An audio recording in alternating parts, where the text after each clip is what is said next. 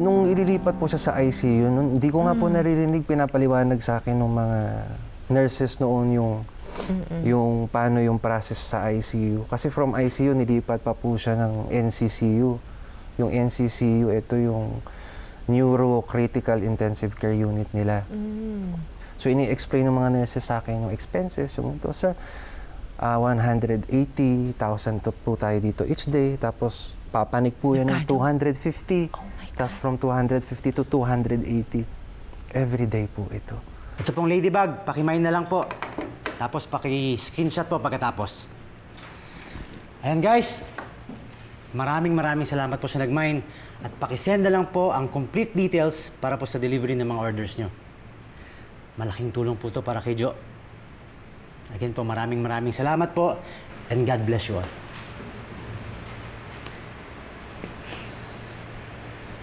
Tapos na po. Kain na, Daddy. Sige nak, mamaya na. Dami ko pang ayusin ng mga orders eh. Kaya ka nalilipasan ng gutom eh.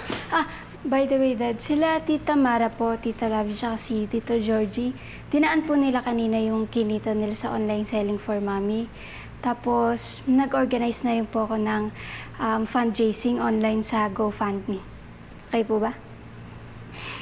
Ka nga dito. Thank you ah. Kaya mo, bukas na bukas, bubulong ko sa mami mo kung ano yung ginagawa ng unika iyan.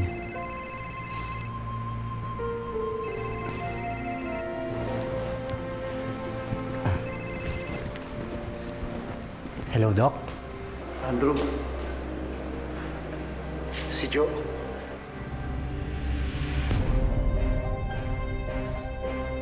Jo! Jo! Jo!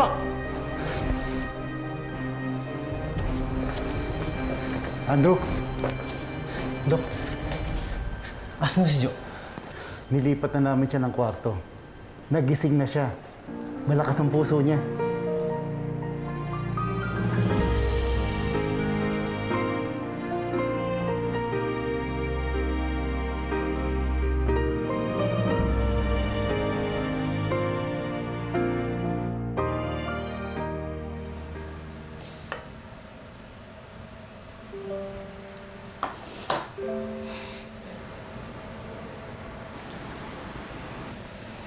Ang ganda-ganda mo, Mommy. Alam mo ba, kinala po kami ni Daddy dun sa mall. Tapos, napadaan kami dun sa toy shop. Tuwan-tuwa nga po si Sander eh. Pero si Daddy kinakabahan. Siyempre, papabili po yun. Pero alam mo, sabi ni Sander, Mommy, save na lang daw po namin yung money para pambili ng gamot mo. Para kasama ka po namin kumala next time.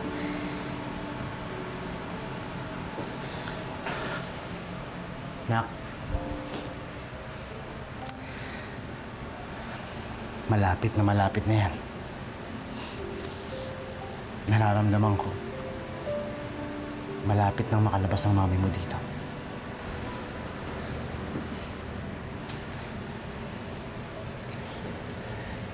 Diba, Mami? Diba gagaling ka na?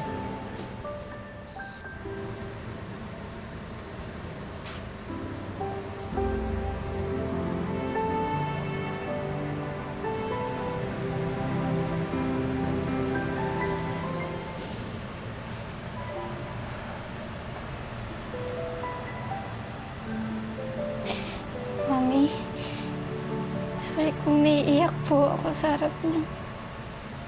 Pero tears of joy naman po to eh.